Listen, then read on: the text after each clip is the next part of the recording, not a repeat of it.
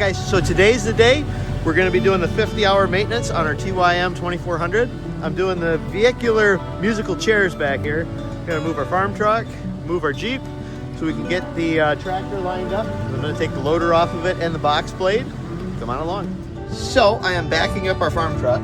Some of the more astute, or if you've been watching our shorts feed, will recognize this truck. This is my old truck, Barney. So kind of a neat series of events, but I was able to purchase it back. We're gonna do a formal farm truck series on this machine. We got a lot of stuff we're gonna be doing with it, but that's for another time. All right, here's our 91 Cherokee. We're gonna get him out of the way so we can pull the tractor around, get that loader off, pull the box blade off, and get the tires off.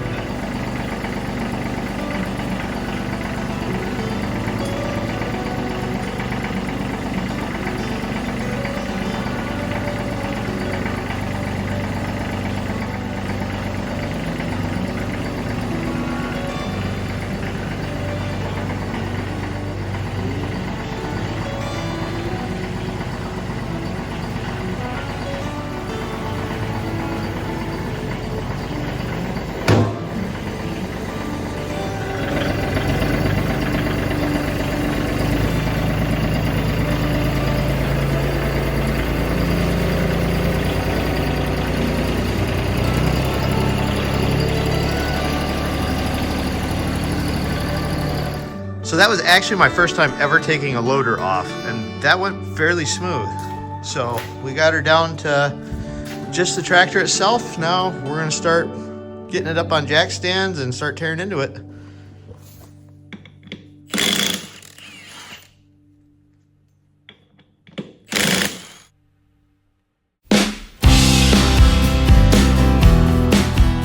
All right, so for these guys, I'm finding a 17 mil is the right size.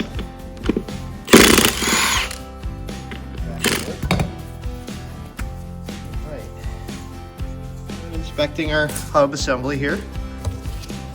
It's like everything's good. I'm checking these little lower knuckles, make sure that there's nothing leaking out the bottom of these. We had a lot of pressure on these when we were doing those moving those cement slabs in the back. Everything feels super good there.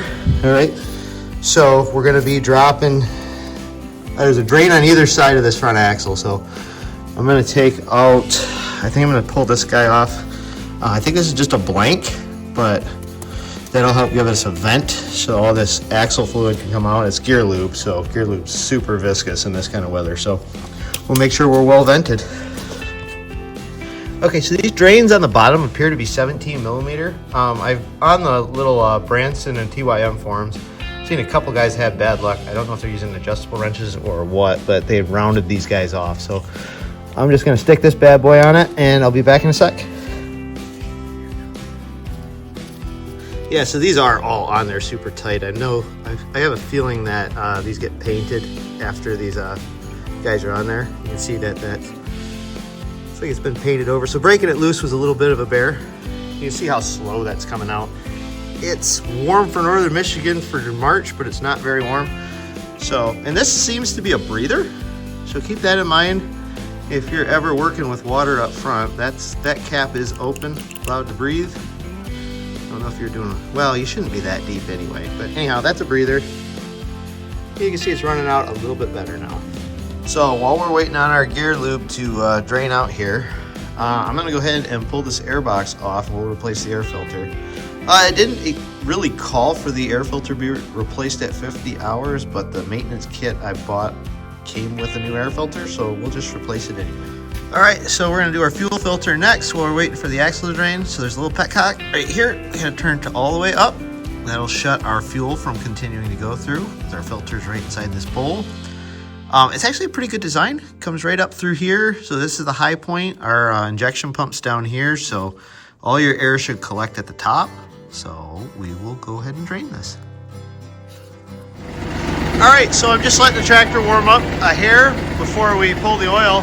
I want to show you real quick, I'll shut it off here in a second. I'm going to show you real quick what I did with the fuel filter, because I found an older video of a guy with a Branson 2400 that showed the bleeding technique, but I couldn't find hardly anything else on it, so I'll show you what to do. All right, so I got our oil draining. That drain plug seemed to be a 17 millimeter as well. I didn't see anything goofy on the plug. There was no metal shavings or anything, so we're looking good there. But I want to go over this fuel filter thing with you. So this little petcock, we turn it all the way to up. That shuts off our fuel supply. Then I used my filter wrench. I see some people use a screwdriver and then pounded it off. I just used a filter wrench. Turn that off. You drop this little canister. We clean it out with some brake cleaner. There's a little spring at the bottom. Make sure not to lose it. Make sure if there's anything in the bottom of it, clean it out. Filter's got a little O-ring, so it sits up in there. So put the new filter on, screw this up. I left this loose, and then we turned the fuel back on to bleed it. So we get fuel into the bowl, and that'll push the air out. Now, watching the other gentleman's video, it seemed to do it automatically. I don't know if he left his key on because we have a fuel pump right here. So I had to turn the key on, push fuel up, pushed a bunch of air up.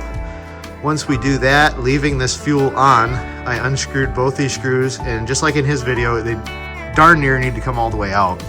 But left the key on, it was pushing fuel out, got the air out of there, then you tighten them back up, and that should be your fuel system bled. All right, so we got our oil drained. Our next spot is we're gonna do our oil filter. It's kind of a congested area. I got myself a filter wrench, and I'm pretty sure no matter how we do this, we're gonna have a bit of a mess, but I kind of got our drain pan in a decent area, so we'll see how this goes. Wish me luck. So we got her off. It is a congested area. That lower radiator hose where it returns is really tight. So yeah, I was really glad I had the filter wrench for that one. One thing to make sure of, we got our new filter right here, is make sure that rubber gasket comes off. You can see that mounting surface, that flat circular area.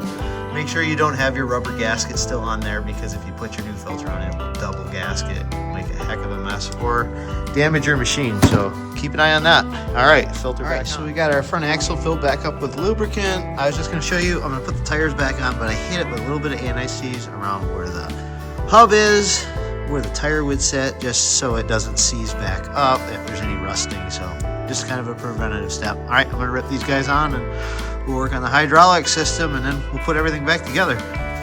Okay, so one thing I was thinking about as I was gonna put it back together is make sure, I'm still holding my torque wrench, make sure you torque down your loader while you've got all this off, if you've got a front end loader. I was watching Tony's Tractor Adventure, and he was, suggesting that's something you do. And a good thing I watched that, because yes, some of these bolts were like darn near finger tight. So I got them into torque spec now, so that loader frame should be nice and snug. Awesome. All right, so I kind of hurried through some of it.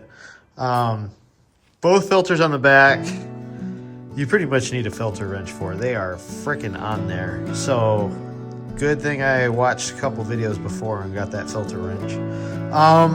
Yeah, the rest of it went pretty smooth. We got two drain plugs on the back. Got both those off. There was minimal debris on the magnets for both of those, so that looked good. Fluid came out pretty smooth. We're just gonna torque up these rear tires, because I already got the fronts back torqued to spec, and we'll go put our loader back on and put our box blade on. Yeah, did a little bit of bleeding back and forth running the hydrostatic. Seems a lot quieter after that change. So yeah, well, I just got Tractor Supply Traveler ISO 46. Yeah, so we'll get going. Hey guys, I'm just finishing up on the TYM. I'm not a mechanic, so this is not a how-to. Obviously, if you try to recreate what you're doing, do it at your own risk. I'm a little mechanically inclined, but I'm no mechanic. But I would say if you're starting out, save yourself maybe 3-4 hours. Give yourself plenty of time. I had no problems getting this done in that amount of time. The one thing I will say is to double check the torque on your loader. Mine was way off. I noticed it kind of was a little bit floppy lately, and it was definitely the loader frame. So make sure you double check the torque on a lot of your bolts as you're going around. We got her all back together. Yeah, she's running It seems smoother. I don't know. Maybe it's just psychological, but the hydraulics definitely seem a little bit quieter. Yeah, runs like a top. Absolutely love this machine. I got a review coming up for it soon, so stay tuned. Have a great day.